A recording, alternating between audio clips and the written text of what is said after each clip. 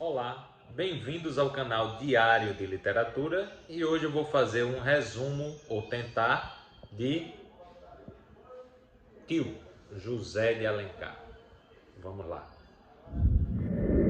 A obra possui 2 volumes. O primeiro volume, onde aparece Berta, personagem principal, claro, com a representação do romantismo brasileiro, muito boa, muito caridosa. E a primeira cena já é ela com o irmão de criação, Miguel, se encontrando com um assassino no meio da floresta, mas que todos conhecem como João Fera. Essa primeira parte também é recheada de atitudes benevolentes de Tio. Ela tenta ajudar Brás a escrever e a ler, mas ele é mentalmente comprometido. É daí de onde vem o nome Tio, porque ela assume essa característica do sinal gráfico que ele mais tem apreciação para que ele aprenda o alfabeto. A história também mostra um tal de Barroso encomendando a morte de Luiz Galvão, que a gente também não sabe nem quem é. Essa primeira parte ocorre como se a história fosse nossa também, como se a gente conhecesse aquilo. E o José de Alencar vai jogando assim as informações e mostrando as características de cada um, a descrição, mas fica uma coisa muito nebulosa. Por exemplo, Berta, ela cuida de uma pessoa no meio da floresta, de um sítio.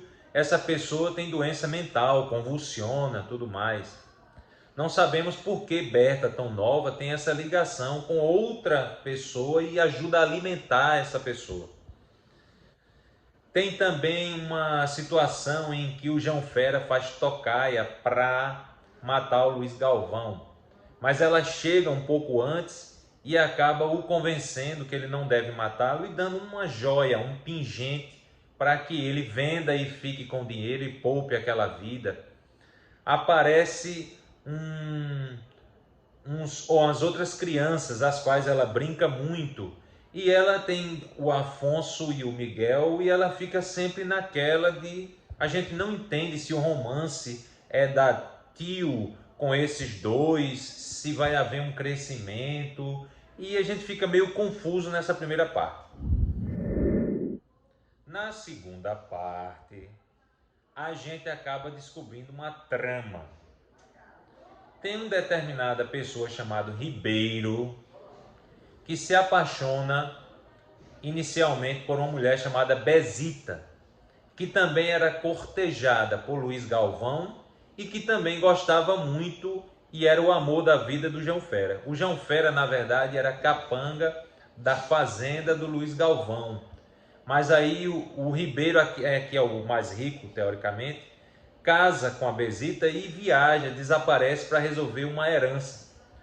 O Luiz Galvão então vai lá nas caladas da noite, acaba pegando, entre aspas, pegando, ludibriando, enganando Bezita. E aí o que é que acontece? Ela engravida na ausência do marido e nasce quem? Imagina, Berta. Aí a gente passa a descobrir que Berta é filha de Luiz Galvão, que ela teve uma família, que ela não é órfã, como fica aparecendo na primeira parte. Essa criança nasce e aos 2 anos esse Ribeiro resolve voltar do nada, quando todo mundo já achava que ele nem ia dar conta de nada. E aí quando ele volta, ele se depara com a cena. E ele, enciumado, ele acaba esganando Bezita. João Fera chega para salvar a amada, que já estava casada com esse Ribeiro, né? E ele tenta seguir atrás do bandido, mas se ele seguir atrás do bandido, a criança vai ficar com uma escrava, com uma que quando vê a situação, gosta muito da menina, segura a menina no peito e enlouquece. É essa louca que ela cuida no começo da história. João Fera ainda levanta para ir matar o Ribeiro, mas a Bezita chama ele e entrega a filha no leito de morte. E ele tenta ajudar ali nos últimos momentos e o Ribeiro foge e vai para Portugal. O Ribeiro volta 20 anos depois, o Ribeiro volta totalmente modificado, quase ninguém conhecia ele, e ele assume o nome de Barroso e dá seguimento à sua vingança. Por isso que ele contrata não só o João Fera, como outros capangas numa tentativa de matar o Luiz Galvão. Qual é o plano deles? Já que com essa parte ele viu que João Fera não ia dar conta, era, numa noite de São João, prender os escravos, prender os pajens, tocar fogo no terreno, e todo mundo preso. O Luiz Galvão, vendo sua fazenda em chamas, ele ia salvar ou tentar apagar a fazenda, e lá o Barroso, vulgo Ribeiro, vulgo Barroso, sei lá, acabaria matando o Luiz Galvão.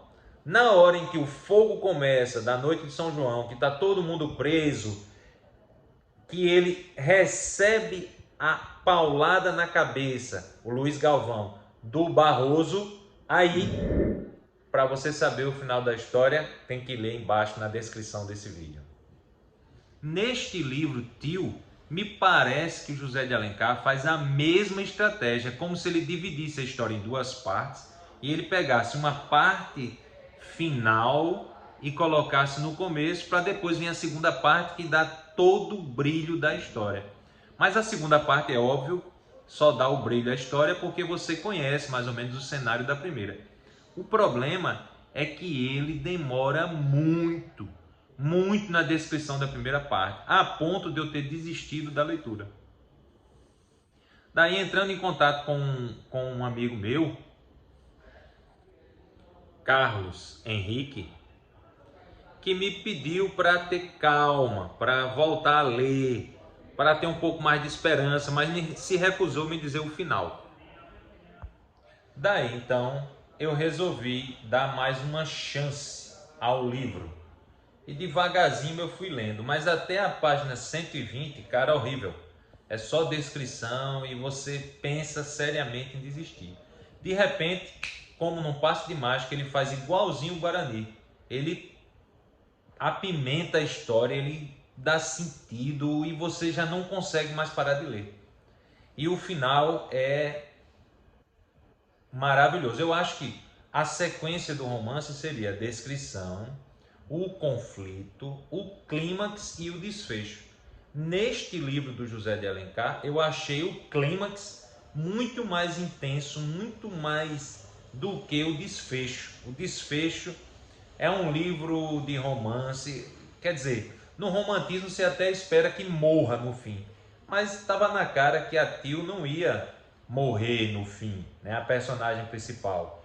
E ela é como se fosse uma pessoa, uma santa, uma altruísta. Ela é capaz de sacrificar a própria felicidade pela felicidade dos outros. E não havia um entrelace para levar esse pensamento até o final, de forma que você pudesse antecipar o fim. Você não consegue antecipar o fim, mas também o fim é uma coisa muito meiga, muito doce. O mais interessante é quando está naquela confusão, né, da fazenda pegando fogo, e ali se dá o clímax e até um desfecho para esse Ribeiro. E ele fala muito do interior, do Piracicaba, interior de São Paulo. Ele dá muito ênfase a essa identidade paulista, né? Enfim, para essa identidade regional, né? E eu fiquei imaginando na leitura como seria o cenário, como seria aquela fazenda, como seria a relação das pessoas no começo do século. Será que seria isso mesmo? Tem escravo, não tem escravo, tem jagunço, tem capanga. Você fica meio que vislumbrando uma condição que faz parte do passado do nosso Brasil, faz parte da nossa história. A obra vale a pena, ela não tem aquela pieguice do romântico, o herói romântico, um super-herói, nada a ver. E ela é baseada basicamente no heroísmo, que é uma coisa bonita de se ver.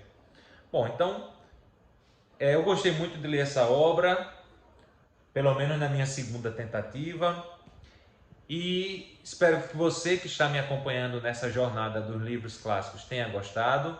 Sugira livros, deixe perguntas, comentários, sugestões. Um grande abraço e até a próxima.